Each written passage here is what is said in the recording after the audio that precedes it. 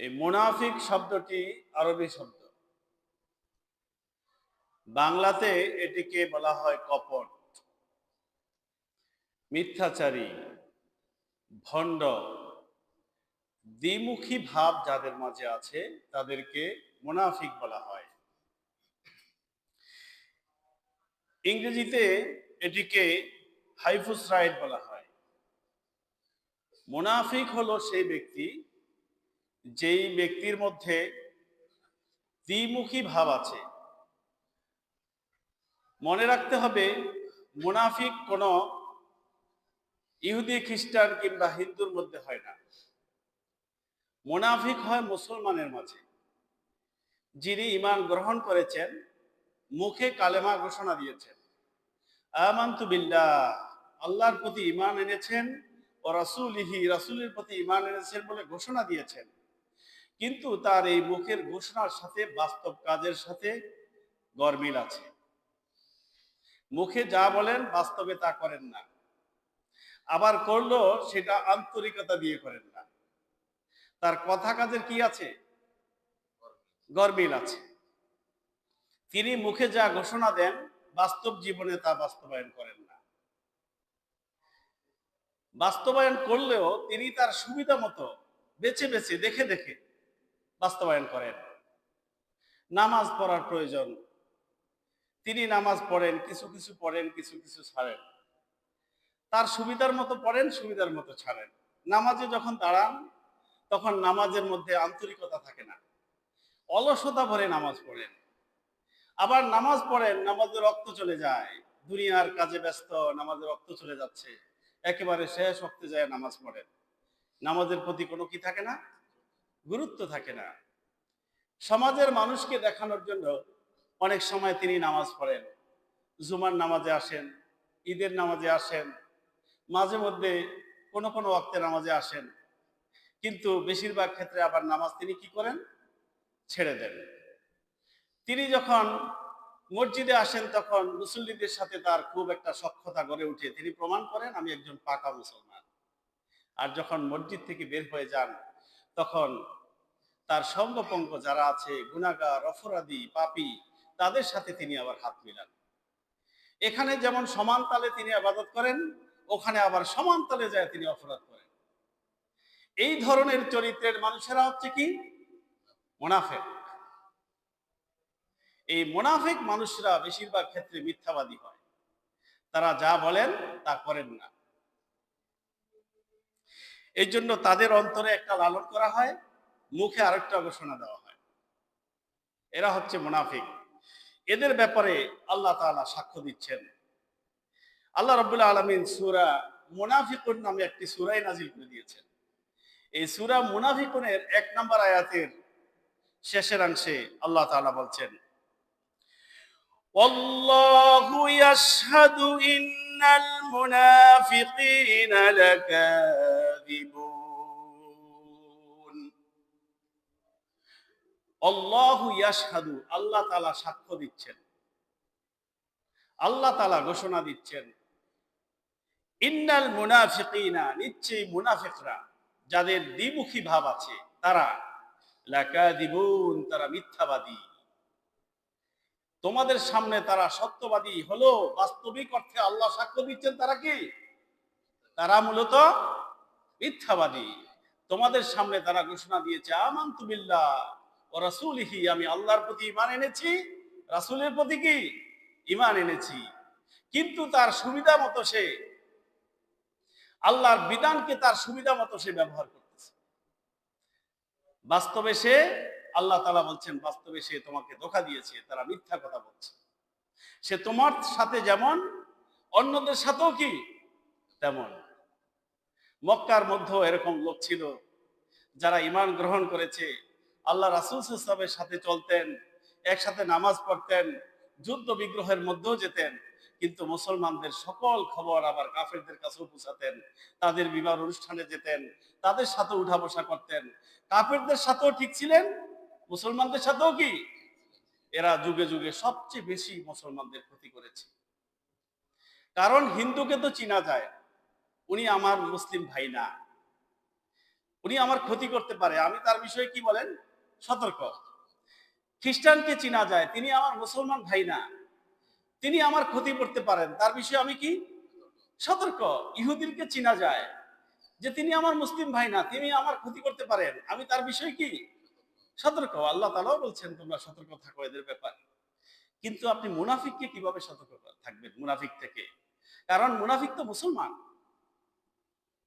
সে আপনার ভাই, সে আপনার ভাতিজা, সে হয়তোবা আপনার বাবা, অথবা সে আপনার অনেক কাছের আত্মীয় স্বজন। এই যে মুসলমানদের মধ্যে ঘাপটি মেরে আপনার শত্রু লুকিয়ে আছে, এই শত্রু সম্পর্কে আপনি কিন্তু সজাগ না। এই জন্য মুনাফিকরা যুগে যুগে সবচেয়ে বেশি ইসলামের ক্ষতি করেছে, কারণ তাকে তো আর চিনা যায় না। আমার ভাইয়েরা,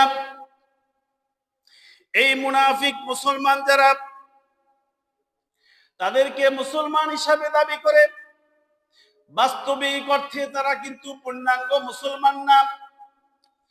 যেমনি ভাবে একজন ডাক্তারের ছেলে যদি দাবি করে আমি ডাক্তার, আপনারা তাকে ডাক্তার হিসাবে মানবেন কিনা? ডাক্তারের ছেলেকে যদি ডাক্তার না বলা যায়, ডাক্তারি পাস করা পর্যন্ত পৃথিবীর কেউ ডাক্তারের ছেলেকে ডাক্তার বলবে না। বলবে বলেন? একজন আলেমের ছেলেকে যতক্ষণ পর্যন্ত সে এলেমের যোগ্যতা অর্জন না করবে, তাকে কেউ আলেম বলবে না, যদিও সে নিজেকে আলেম দাবি করে।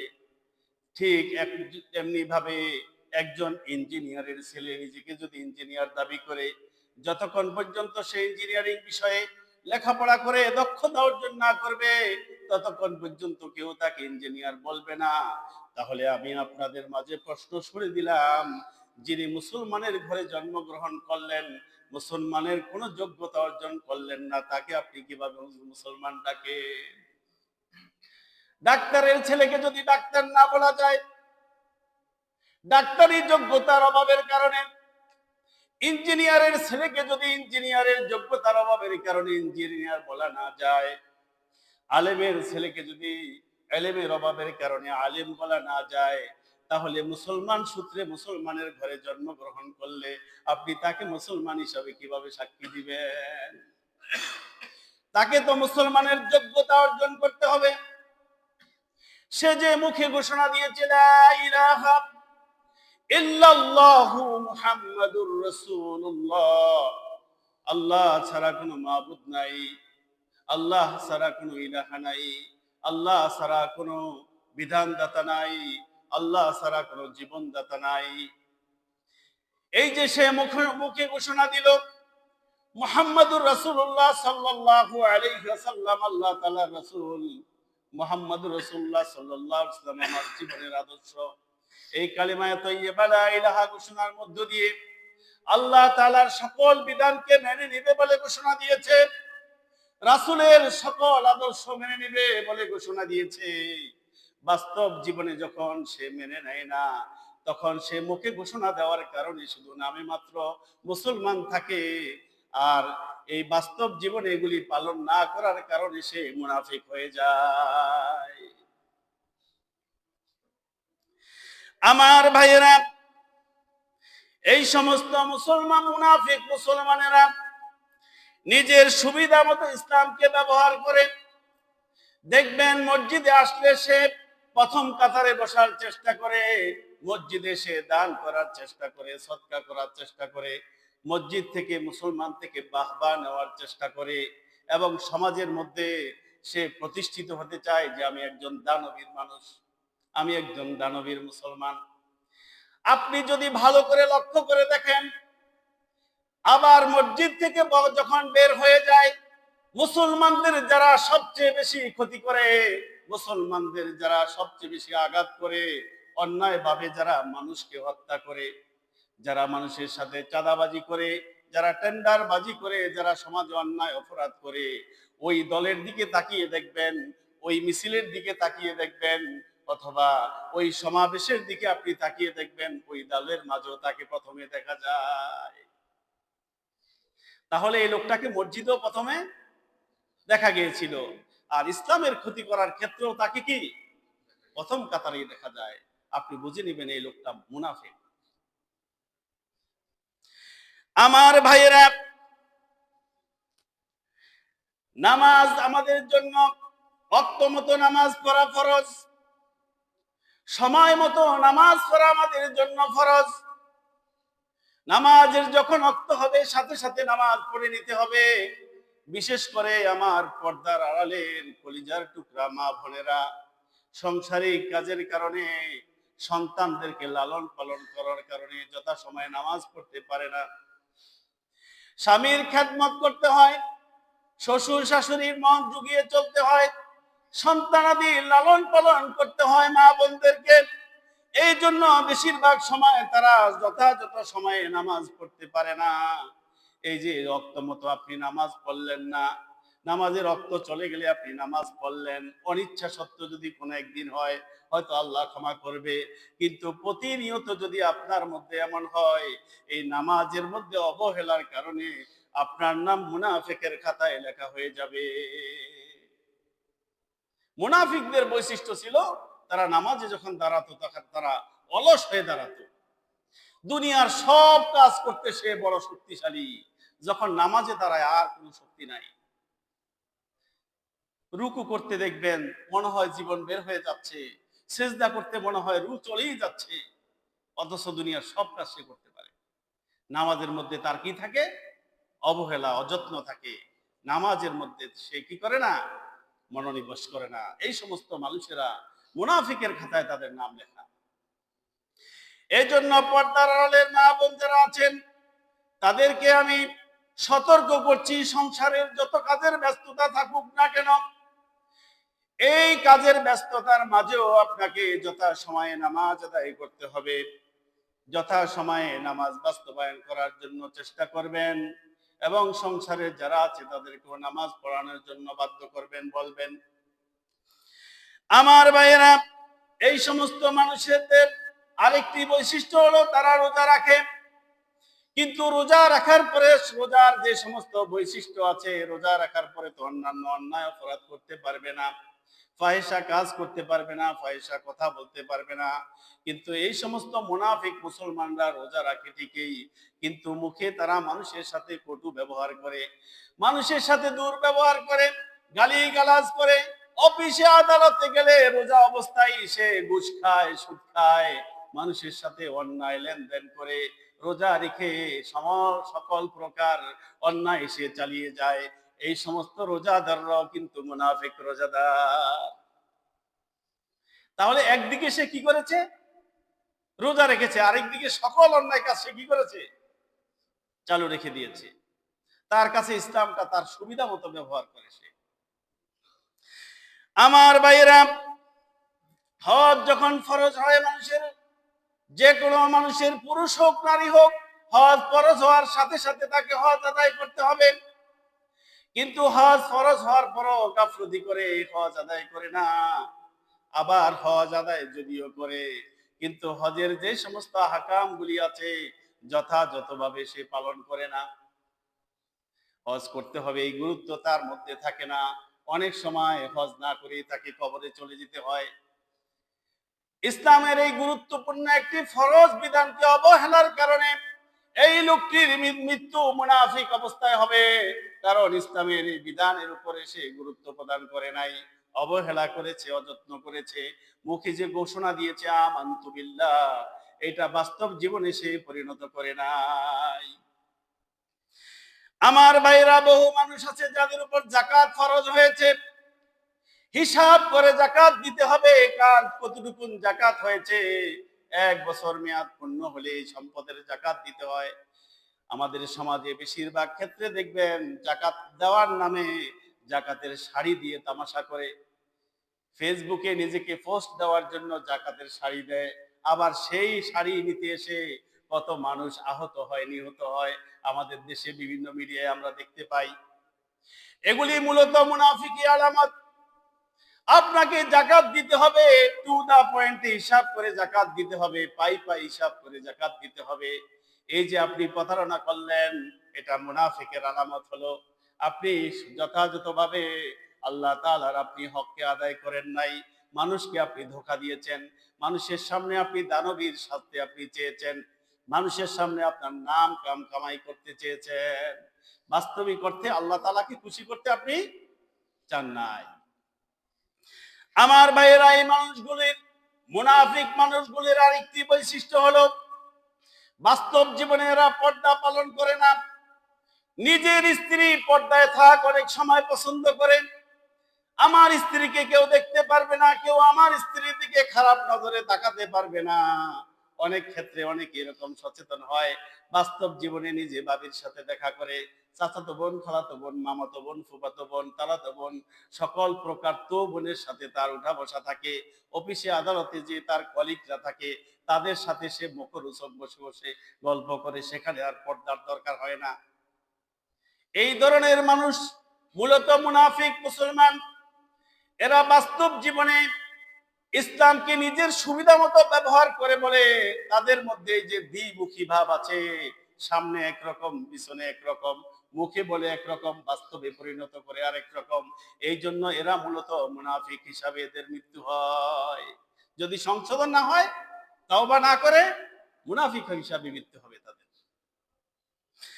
আমার ভাইয়েরা, এই সমস্ত মানুষরা নিজেরা অন্যায় তো করে করে, অন্যায়কারী যারা সমাজে থাকে, এই অন্যায়কারীদের দলে তারা ভিড়ে দেখবেন, তারা নামাজও পড়ে, রোজাও রাখে, অনেকে হজও করে, জাকাতও দেয়, মাথায় টুপিও আছে, পাঞ্জাবিও আছে, মুখে দাড়িও আছে। কিন্তু সমাজের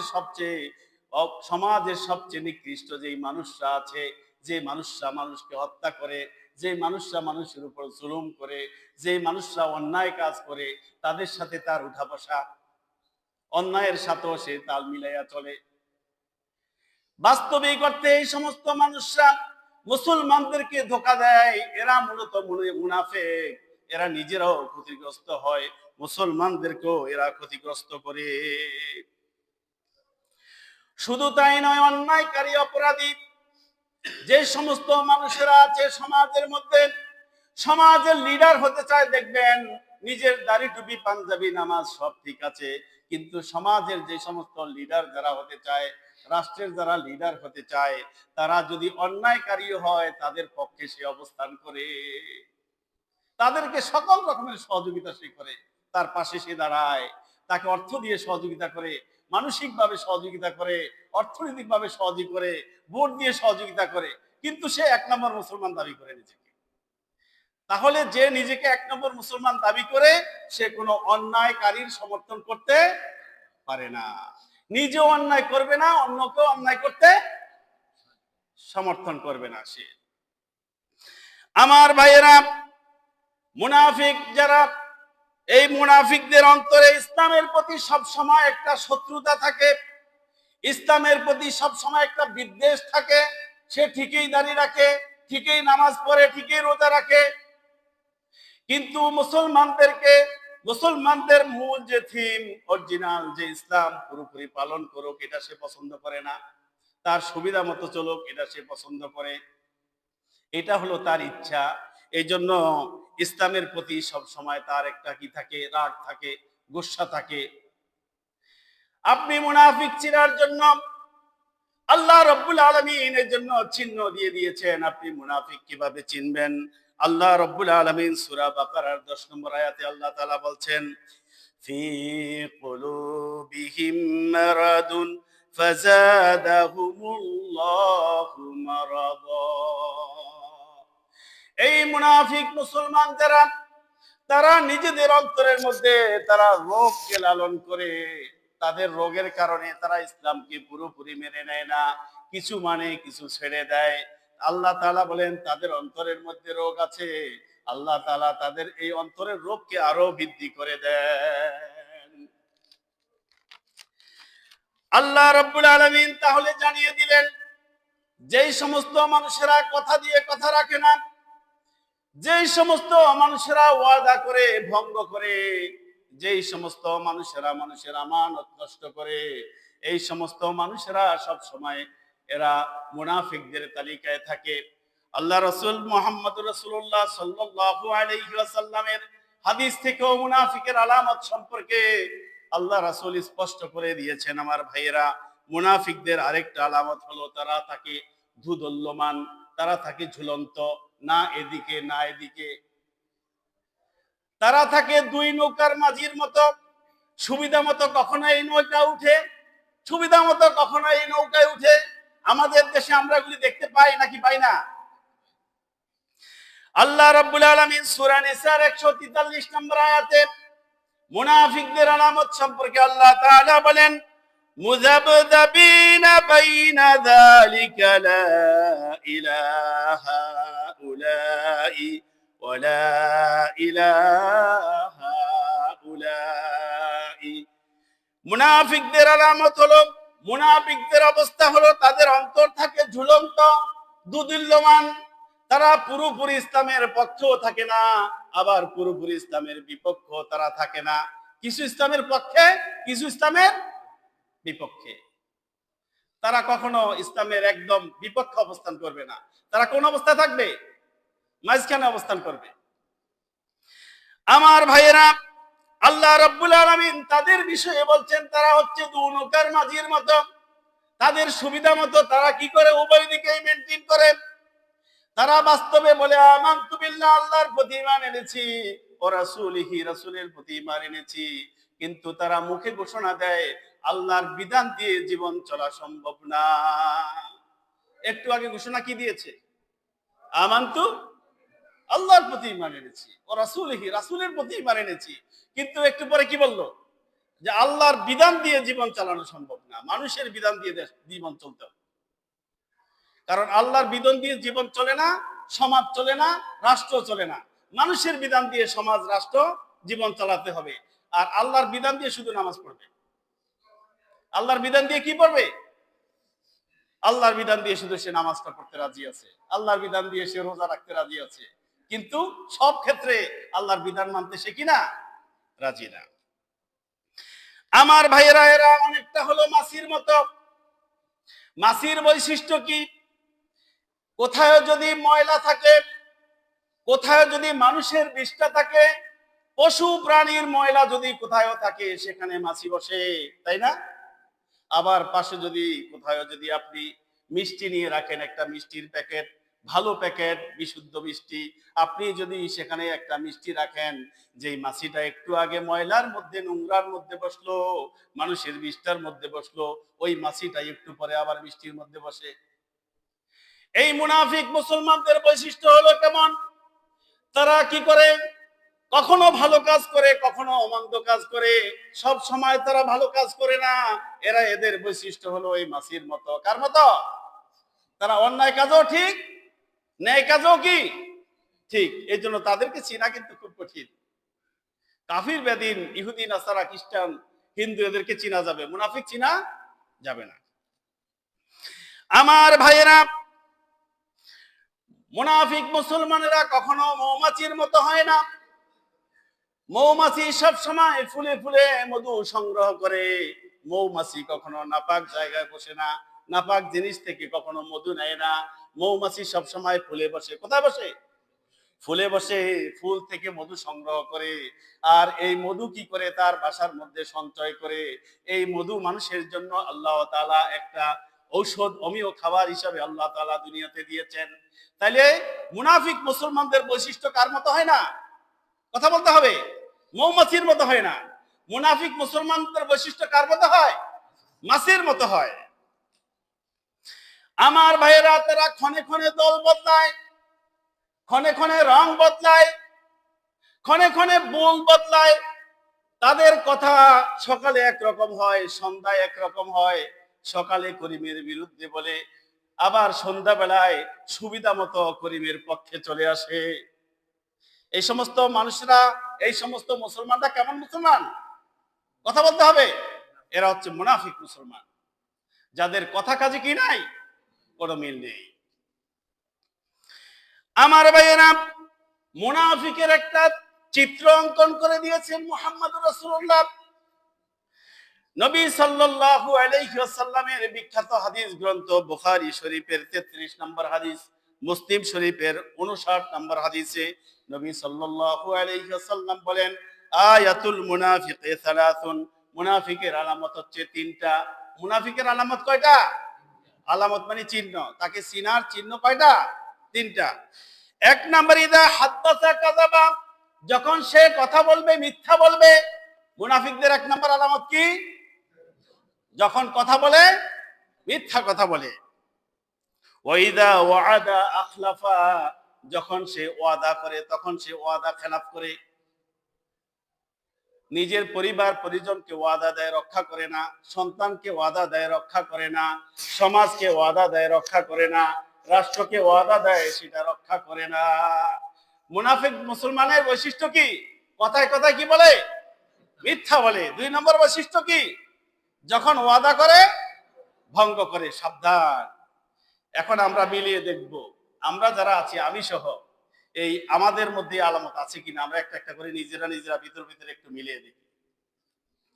মুনাফিকের এক নম্বর আলামত, কথায় কথায় মিথ্যা বলে। সুবিধা মতো সে কি করে? নিজের ফায়দা হাসিলের জন্য মিথ্যা বলে। দুই নম্বর বৈশিষ্ট্য হচ্ছে কি? যখন ওয়াদা করে তখন ভঙ্গ করে। তিন নম্বর বৈশিষ্ট্য, ওয়াইদা উতুমিনা ওয়াইদা উতুমিনা খানা, যখন সে কি করে? তার কাছে আমানত রাখা হয়, এই আমানতের খেয়ানত করে। এক নম্বরে মিথ্যা কথা বলে, দুই নম্বরে ওয়াদা দিলে কি করে? ওয়াদা ভঙ্গ করে। তিন নম্বরে তার কাছে আমানত রাখলে আমানতের কি করে? খেয়ানত করে। টাকা আমানত রাখলে টাকার আমানত নষ্ট করে। কথা আমানত রাখলে কথার আমানত নষ্ট করে। চরিত্র আমানত রাখলে চরিত্রের আমানত নষ্ট করে। নামাজ পড়ে রোজা রাখে ঠিকই, সুযোগ পাইলে অপরাধ করে বসে। অন্ধকারে ঘরে যখন একা একা হয় তখন সে অন্যায় করে বসে। তখন সে আল্লাহর ভয়ের কথা আর কি থাকে না? মনে থাকে না। পাকা মুসলমান, পাকা মুসল্লি, পাকা নামাজি যখন সে সুযোগ পায় তখন সে অপরাধ করতে আর কি করে না? দ্বিধাবোধ করে না। সে কি করে? তখন সে আমানতের খেয়ানত করে। ইমানদারি একটা আমানত না? টাকা পয়সা একটা আমানত, ইমানদারিও কি? অন্যের চরিত্র আমার কাছে কি? কথা বলতে হবে, আমানত। অন্যের সম্মান আমার কাছে কি? এই আমানতকে সে নষ্ট করে। সমাজের আমানত যখন তার কাছে দেওয়া হয়, সমাজের আমানত সে নষ্ট করে। রাষ্ট্রের আমানত যখন সে হাতে নেয় তখন রাষ্ট্রের আমানত সে কি করে? নষ্ট করে। সে ওই ব্রিজে, ওই পোলে, কালবাটে, ওই বিল্ডিং এর মধ্যে সে ওই রডের পরিবর্তে বাঁশ দিয়ে সে মানুষকে ধোকা দেয়। ধোকা দিয়ে কি করে? মানুষকে বোকা বানায়, কিন্তু বাস্তবিক অর্থে নিজের নামটা সে মুনাফিকের খাতায় লিখে নেয়। আমার ভাইরা, এই মুনাফিক মুসলমান যারা দুনিয়াতে নিজের লাভের জন্য মিথ্যা কথা বলে, একটু শাস্তি কম হবে মিথ্যা কথা বললে, একটু কষ্ট কম হবে এই জন্য মিথ্যা কথা বলে বসে। একটু লাভ হবে এই জন্যই তো আমানতের খেয়ানত করে বসে, তাই না? একটু নিজের ফায়দা হাসিল হবে এই জন্য ওয়াদাটা ভঙ্গ করে ফেলে। ওয়াদা দিয়েছে কিন্তু হিসাব মিলিয়ে দেখে এখন নিজের লস, এই জন্য ওয়াদা কি করে? বলে আমি কখন ওয়াদা দিয়েছি তোমাকে? ওয়াদার সাথে সাথে কি করে? ভঙ্গ করে ফেলে। এই সমস্ত মানুষেরা হচ্ছে নিজেদের ব্যক্তিগত স্বার্থে নিজের কথা মিথ্যা কথা বলে, ওয়াদা ভঙ্গ করে। আমানত দিলে তারা কি করে? খেয়ানত করে। এরা হচ্ছে মুনাফিক। মুনাফিকদের শাস্তি কি? মুনাফিকদের শাস্তি সম্পর্কে আল্লাহ রাব্বুল আলামিন সূরা নিসার 145 নম্বর আয়াতে আল্লাহ রাব্বুল আলামিন মুনাফিকদের শাস্তি সম্পর্কে আল্লাহ তাআলা বলেন, ইন্নাল মুনাফিকিনা ফিদ দারকিল আসফালি মিনান নার। মুনাফিকদের শাস্তি হচ্ছে তাদেরকে একেবারে জাহান্নামের তলদেশে আমি রাখবো। এখন তলদেশে কেন? জাহান্নামে রাখলেই তো চলতো, তলদেশে কেন? তলদেশে এই জন্য, কারণ উপরে যে জাহান্নামীদেরকে পোড়ানো হবে তাদের রক্ত পুজ এগুলি কোথায় যায় জমবে? একদম তলদেশে। এই জন্য আল্লাহ তাআলা কাফেরদেরকেও কিন্তু বলেন নাই যে তলদেশে রাখবেন। মুনাফিকের শাস্তির ব্যাপারে কাফেরদের ছিল কঠোরতা। কারণ কি? কাফের তো আপনি চিনতে পারছেন শত্রুকে, মুনাফিককে তো আপনি চিনতে পারেন না। মুনাফিক আপনার ভাই, বাবা, চাচা, জেঠা, আত্মীয় স্বজন। ও তো মুসলমানদের মাঝে নিজেকে লুকিয়ে রেখেছে, তাই না? এই জন্য তার শাস্তিটা কি ওদের চেয়েও আরো ভয়াবহ। ওয়ালান তাজিদা লাহুম নাসীরা, এবং মুনাফিক যারা তাদের জন্য আল্লাহ তাআলা বলেন তুমি তাদের জন্য কোনো সাহায্যকারী পাবে না। তাদেরকে জাহান্নামের একেবারে তলদেশে নিক্ষেপ করা হবে। তাদের জন্য কোনো সাহায্যকারী থাকবে না, তারা আল্লাহ তাআলাকে সাহায্যকারী পাবে না, রাসূলকে সুপারিশকারী হিসাবেও তারা সাহায্যকারী হিসাবে পাবে না। আমার ভাইয়েরা, রাসূল করিম সাল্লাল্লাহু আলাইহি ওয়াসাল্লামের বিখ্যাত সাহাবী আব্দুল্লাহ রাদিয়াল্লাহর পিতা ছিলেন আব্দুল্লাহ ইবনে উবাই ইবনে সলুল, যাকে আব্দুল্লাহ ইবনে উবাই নামে সবাই চিনে। এই আব্দুল্লাহ ইবনে উবাই ইসলাম ধর্ম গ্রহণ করার আগে সে মক্কার খাজরাজ গোত্রের নেতা ছিলেন। নামটা কি বলেন? আব্দুল্লাহ ইবনে উবাই। ইসলাম গ্রহণ করার আগে সে মক্কার খাজরাজ গোত্রের কি ছিলেন? লিডার ছিলেন, নেতা ছিলেন। মক্কার খাজরাজ গোত্রের নেতা হওয়ার পরে তিনি তো ভেবেছেন আমি নেতাই থাকব। আল্লাহ রাসূল দুনিয়াতে আসলেন, দাওয়াত শুরু করলেন। ধীরে ধীরে দাওয়াতের এই সুবাস গোটা দুনিয়াতে ছড়িয়ে পড়লো। মক্কা মদিনার এরিয়া পেরিয়ে গোটা দুনিয়ার প্রতিটি গ্রামে গঞ্জে ছড়িয়ে গেছে, তাই না? রাসূলের এই দাওয়াত, সুবহানাল্লাহ। পাশাপাশি সেই খাজরাজ গোত্র যখন রাসূলের এই দাওয়াত পৌঁছে যাওয়ার পরে সে মুসলমান হলো। এই আব্দুল্লাহ ইবনে কি হয়েছে? নামটা মনে রাখতে হবে। নাম কি? আব্দুল্লাহ ইবনে উবাই মুসলমান হয়েছে। মুসলমান হওয়ার পরে সে তো ভেবেছে আমি যেহেতু খাজরাজ গোত্রের নেতা, লিডার, তাহলে আমাকে তো নেতাই রাখবে, আমি তো নেতাই থাকবো, অসুবিধা তো নাই। কিন্তু ঘটনা তো হলো উল্টা। আল্লাহ তাআলা রাসূলকে তো শুধু মসজিদের ইমাম হিসাবে পাঠান নাই, আল্লাহ তাআলা রাসূলকে দুনিয়াতে পাঠালেন। তিনি কোরআনুল কারীম নিয়ে আসলেন। মক্কার জাহিলি যুগের সেই সমাজটাকে আল্লাহ রাসূল কোরআনের রঙে রাঙিয়ে ওই সমাজটাকে একটি সুন্দর সোনালী সমাজ বানিয়ে দিলেন। সুবহানাল্লাহ বলবেন আমরা? রাসূলুল্লাহ সেই মক্কার গভর্নর হলেন। মক্কার প্রেসিডেন্ট একসময় কে হয়েছে? মুহাম্মদুর রাসূলুল্লাহ সাল্লাল্লাহু আলাইহি ওয়াসাল্লাম। এই আব্দুল্লাহ ইবনে উবাই এটা মেনে নিতে পারে নাই। সে আগে কি ছিল? খাজরাজ গোত্রের নেতা। মুসলমান হওয়ার পরে তার স্বপ্ন ছিল সেই কি থাকবে? সে লিডার থাকবে মক্কার। কিন্তু যখন মুহাম্মদুর রাসূলুল্লাহ কি হয়ে গেলেন? মক্কার প্রেসিডেন্ট হয়ে গেলেন, তখন সে এটা আর মেনে নিতে পারে নাই। তখন সে রাসূলের বিরুদ্ধে শত্রুতামি শুরু করলো। শত্রুতামি করতে করতে শত্রুতার অবস্থা এমন হলো, উহুদ যুদ্ধে রাসূল সাল্লাল্লাহু আলাইহি ওয়াসাল্লাম যখন যুদ্ধের ময়দানে সাহাবাদেরকে নিয়ে যাচ্ছেন, পিছন থেকে সে তাল দিয়ে 300 সাহাবী নিয়ে ওখান থেকে মুনাফিক যারা, এদেরকে নিয়ে ভেগে গেল। যার কারণে উহুদ যুদ্ধে মুসলমানদের পক্ষান্তরে এক রকমের পরাজয় হয়েছিল। সেই যুদ্ধে রাসূলের দান শহীদ হয়েছে। সেই যুদ্ধে রাসূলের হেলমেট মাথার মধ্যে ঢুকেছে। সেই যুদ্ধে রাসূলের রক্তে পায়ের যে জুতা রাসূলের পায়ের মধ্যে পর্যন্ত আটকে গিয়েছিল। সেই যুদ্ধের মধ্যে আল্লাহ রাসূলকে বাঁচানোর জন্য তালহা রাদিয়াল্লাহ আল্লাহ রাসূলকে ঢাল হিসাবে সেভ করতে লাগলেন। সেভ করতে করতে তালহা রাদিয়াল্লাহর গায়ে 80টা তরবারির কোপ লেগেছে। সুবহানাল্লাহ। তারপরও রাসূলকে বাঁচানোর চেষ্টা করেছে। তালহা বলছেন, যতক্ষণ আমি তালহার জীবন থাকবে রাসূলের গায়ে একটা কোপ করতে দিব না। এই জন্য তালহা রাদিয়াল্লাহকে জীবন্ত শহীদ বলা হয়। তালহা রাদিয়াল্লাহকে কি বলা হয়? এই যে এত বড় মুসলমানদের ক্ষতি হলো, কার কারণে হয়েছে বলেন? কথা বলতে হবে। আলোচনা আমরা শুধু কান সুখের জন্য আসি নাই, বুঝার জন্য এসেছি। আব্দুল্লাহ ইবনে উবাইর কারণে হয়েছে। আব্দুল্লাহ ইবনে উবাই কি কাফের ছিল না মুসলমান ছিল? কথা বলতে হবে। মুসলমান ছিল, খাজরাজ গোত্রের নেতাও ছিল। এখন তার সাথে নবীজির শত্রুতামি কি? কথা বলতে হবে।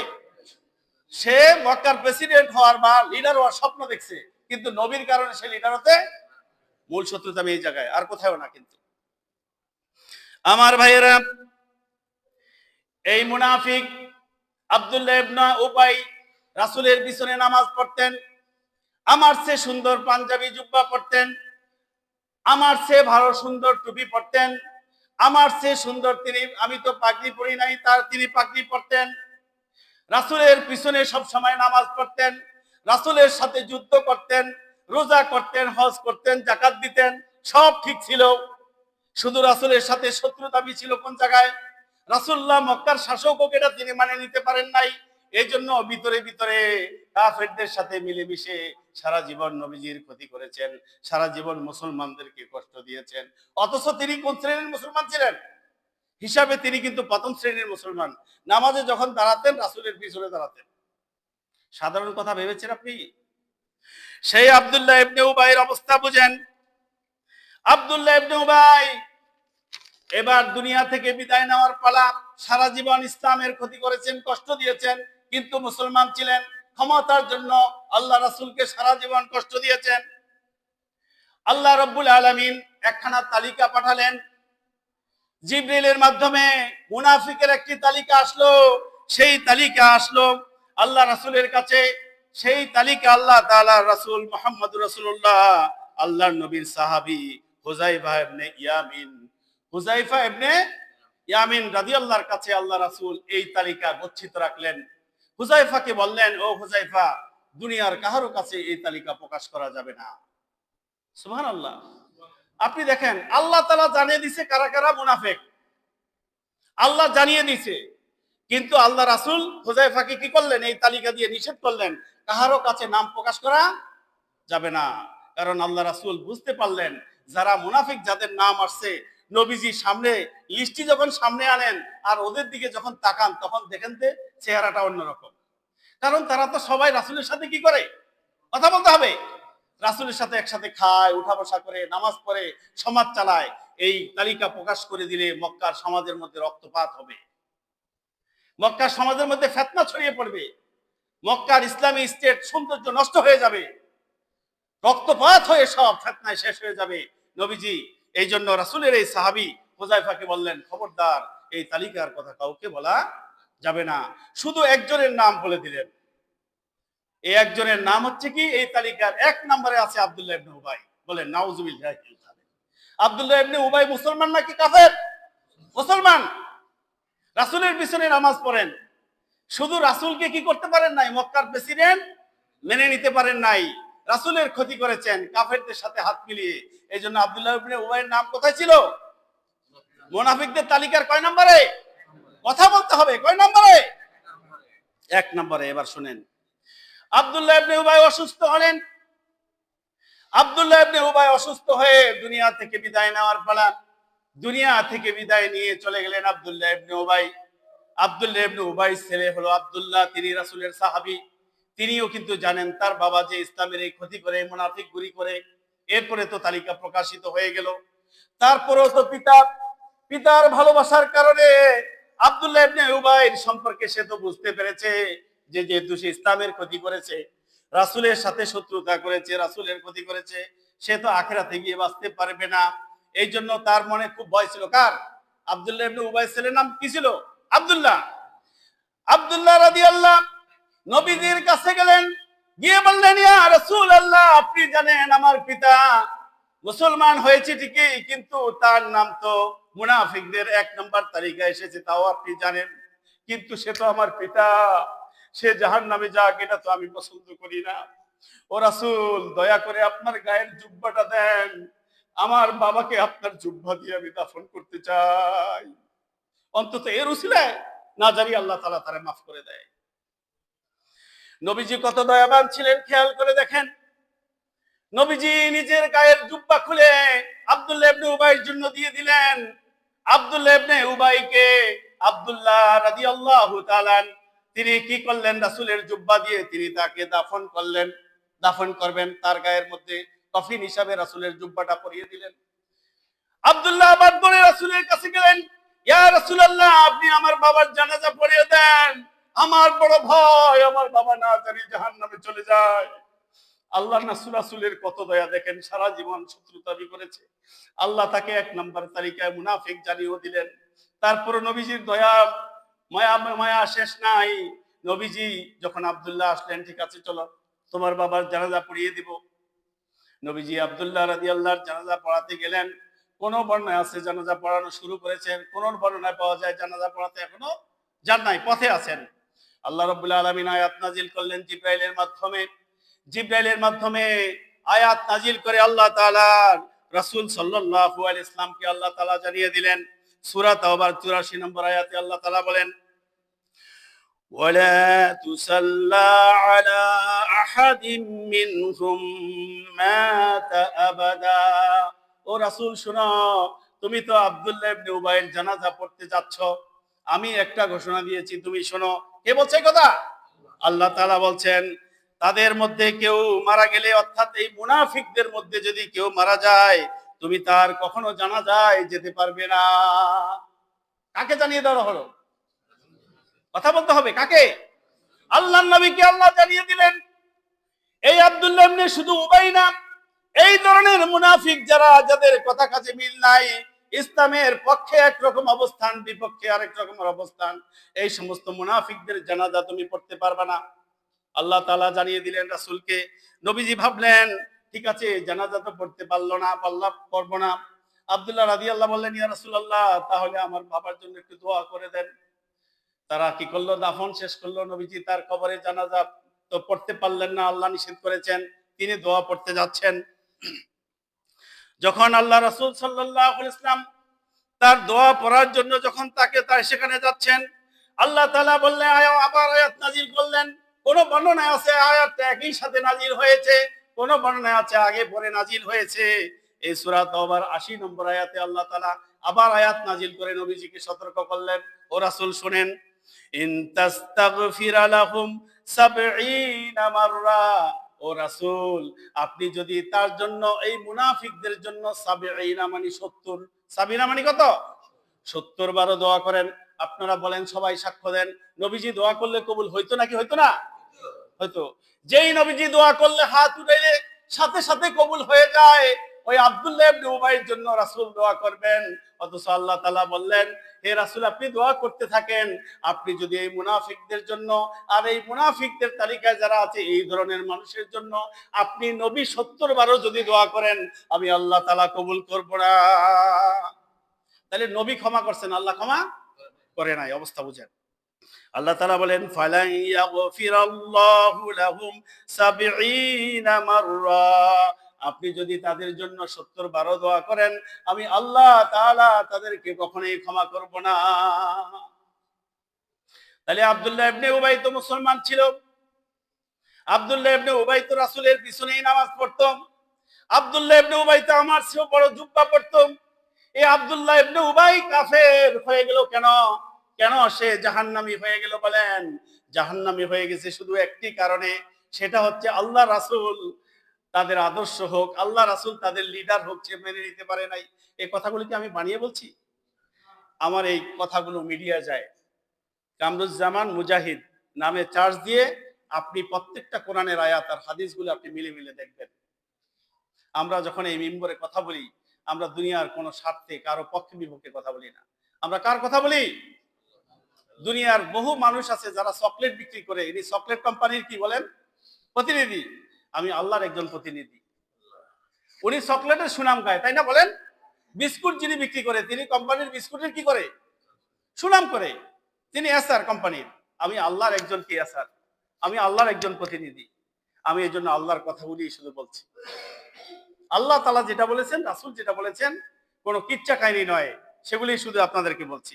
আপনারা মিলিয়ে দেখবেন ইনশাআল্লাহ। তাহলে আব্দুল্লাহ ইবনে উবাই রাসূলের সাহাবী হওয়ার পরও, নামাজ রোজা সব ঠিক রাখার পরও রাসূলকে আদর্শ মেনে না নেওয়ার কারণে চির জাহান্নামী হয়ে গেল। যার জন্য জানাজা পড়া নবীজি নিষেধ করে, আল্লাহ নিষেধ করে দিলেন। যার জন্য দোয়া পড়া নিষেধ করে দিলেন। এখন আমাদের কি হবে? এই যে তিনটা আলামত পাওয়া গেল, কথায় কথায় মিথ্যা কথা বলা, ওয়াদা দিলে নষ্ট করা, আমানত রাখলে খেয়ানত করা, এই তিনটা আলামত আছে কিনা আমাদের মাঝে? প্রত্যেকে নিজেকে নিজে কি করতে হবে? মিলিয়ে দেখতে হবে যে আমার কাছে এই আলামতটা আছে কিনা। কথা যখন বলবো কেউ রাগ করবেন না, গুসা করবেন না। আপনি যখন আপনার শরীরে চুলকায়, আপনি একটা মলম ব্যবহার করেন, বলেন তো আপনার শরীরে মলম লাগানোর পরে সব জায়গায় কি জ্বলে? কথা বলেন না কেন? কোন জায়গায় জ্বলে? যে জায়গায় ছিলে গেছে ওই জায়গায় তো জ্বলে, তাই না? এই জন্য আমরা যখন কোরআন হাদিসের কথা বলি, কাহারো কাহারো জ্বলে। কেন জ্বলে বলেন তো? যার ভিতরে এই রোগ আছে তার জ্বলবে, যার ভিতরে এই রোগ নাই তার হিসাব সহজ। এই জন্য কোরআন হাদিসের কথাগুলো মন দিয়ে শুনবেন, আমল করার চেষ্টা করবেন, এবং ফেসবুকে ইউটিউবে সময় নষ্ট না করে কোরআন হাদিসের আলোচনা শিখার জন্য, বোঝার জন্য, জানার জন্য চেষ্টা করবেন। এগুলি চার্জ দিয়ে দিয়ে দেখবেন আল্লাহ তাআলা কি বলছেন। আমরা সর্বশেষ কথা, আমরা প্রতিদিন যখন বিতির নামাজ পড়ি, বিতির নামাজের পরে আমরা আরেকবার তাকবীর বাঁধি, এটাকে উল্টা তাকবীর বলে, তাই না? এই উল্টা তাকবীরের মধ্যে বিতির নামাজটা হলো একটা ওয়াদার নামাজ। কিসের নামাজ? সারাদিন যত অন্যায় অপরাধ করছি, এই যে ভুল করছি, মুনাফিকদের সাথে চলছি, আল্লাহ ভুল হয়ে গেছে, আগামীকাল থেকে কান ধরে কি করলাম? কথা বলেন, মাফ চাইলাম, আর করব না। আমরা যখন ছেলে সন্তানের সাথে এরকম হয়, আমরা কি করি? যে বাবা কান ধরছি, আর করবো না। বলেন এমন করি না? এই বিতির নামাজে যে উল্টা তাকবীর বাঁধেন, এটার মহত্ব কি? কেন বাঁধেন? সব নামাজ তো বাঁধেন না। তার মানে দিনের সব শেষ নামাজ এটা। এই নামাজ নবীজি কখন পড়তেন? তাহাজ্জুদের সাথে পড়তেন, যে সারাদিন যত ভুল করছি আল্লাহ আর করবো না। এমন কি করবো তো নাই, অনাত রুকু মাইয়াফজুরুকা, আগামীকাল থেকে যারা যারা নামাজ পড়ে না, রোজা করে না, হজ করে না, যাকাত দেয় না, মুনাফিকি করে, যারা গুনাহ করে, কিছু নামাজ পড়ে কিছু ছেড়ে দেয়, এই সমস্ত মানুষের সাথে আগামীকাল থেকে অনাত রুকু সম্পর্ক ছেড়ে দিলাম। ওয়াদা কে করে বলেন? আমি করছি, প্রতিদিন ওয়াদা করছি দোয়া কুনুতের মধ্যে, ওয়াদা তু রুকু মাইয়াফ জুরুকা, যারা গুনাহ করে আগামীকাল থেকে তো আমি গুনাহ করব না, তাদের সাথে আর সম্পর্ক। বলেন ফজর নামাজের পরে মসজিদ থেকে বাইরে কোনটা শুরু হয়? কথা বলেন, আমার আপনার কোনটা শুরু হয়? সে যদি আবার অন্যায় শুরু হয়, তাহলে বুঝতে হবে আমার নামও মুনাফিকের তালিকায় আছে। খবরদার, সাবধান। এই জন্য যা বলি তা যাতে মানার চেষ্টা করি। আল্লাহ তাআলা আমাদেরকে পাক্কা ঈমানদার হওয়ার তৌফিক দান করুক। আমাদের ভুল ত্রুটিগুলি আল্লাহ তাআলা ক্ষমা করে দিন। আসসালামু আলাইকুম।